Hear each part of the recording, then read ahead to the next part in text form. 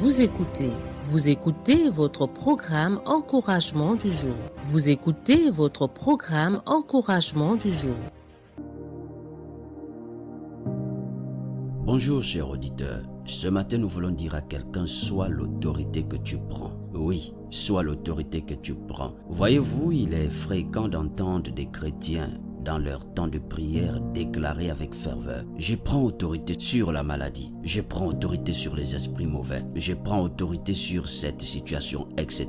Mais il est important de comprendre que l'autorité véritable ne se limite pas à une simple déclaration momentanée. En fait, celui qui est en Christ ne prend pas seulement autorité, il est l'autorité. Je reprends, celui qui est en Christ ne prend pas seulement autorité, il est l'autorité. Il porte en lui la puissance du Christ vivant. Il devient la lumière qu'il déclare, le feu qu'il invoque, la vie qu'il proclame. Ce n'est donc pas un état temporaire, ce n'est pas une capacité que l'on active seulement en prière, puis que l'on perd après. Vous devriez comprendre que c'est une identité spirituelle permanente. C'est ta nature en Christ, c'est ce que tu es, c'est ce que tu es. En Éphésiens 3:20, il est écrit: or à celui qui peut faire par la puissance qui agit en nous infiniment au-delà de tout ce que nous demandons ou pensons. Voyez-vous, la puissance n'agit pas au loin, ni dans les cieux lointains. Elle agit en nous. C'est pourquoi, peu importe la saison, le contexte, le lieu, tu dois savoir, tu dois toujours comprendre que tu es porteur de l'autorité divine. Tu n'agis pas seulement en prenant autorité, tu es l'autorité que Dieu a établie. Prends donc conscience aujourd'hui de ce que tu es devenu en Christ. Marche avec assurance, parle avec foi, vis avec conviction, parce que le royaume de Dieu est en toi.